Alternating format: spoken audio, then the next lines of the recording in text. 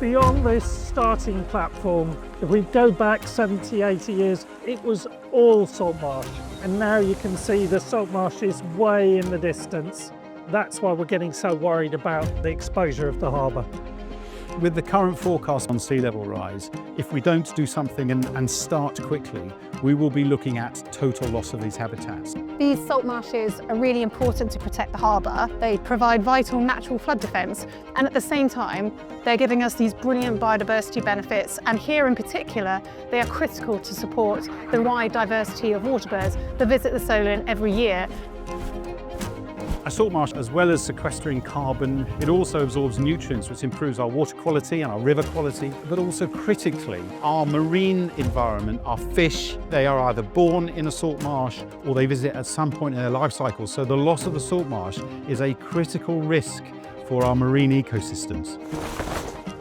From the research we've been doing, we found there can be up to 19 tonnes of carbon per hectare per year stored in the salt marsh, and that's comparable or even higher than tropical rainforests. What's really brilliant about the project is that everybody is so behind the importance of the salt marsh.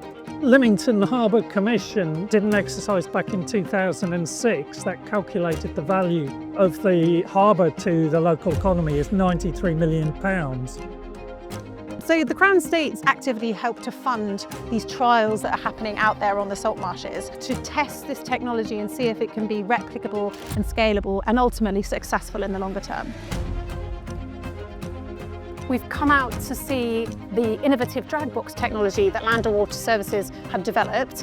When ports and harbours and marinas like the one behind me are dredged, a large proportion of that material is disposed offshore. And we've looked at that and thought there's a much better way to be using that material. So the dredging contractor will bring us their mud in a ship, but critically, how do we get the mud from the sea to the amphibious excavator on the salt marsh? And there, we've used an idea that was originally used, believe it or not, by the Victorians. And we've built a super winch and a super scoop that brings the mud from the dredger to the amphibious excavators, who can then craft the habitat.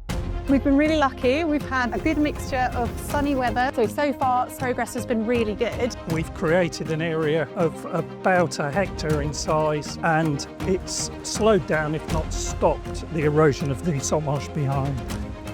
What's special about the project is for the first time we're measuring the value of that salt marsh, and we're hoping to show without doubt through scientific data that salt marshes are some of our most valuable habitats. This is about trying to find a cost-effective, sustainable way to scale up salt marsh restoration. This project is not only preserving and restoring these really important habitats, but it's continuing to protect this really vital harbour. So this project is a really powerful example of how we can deliver multiple benefits for people and for nature.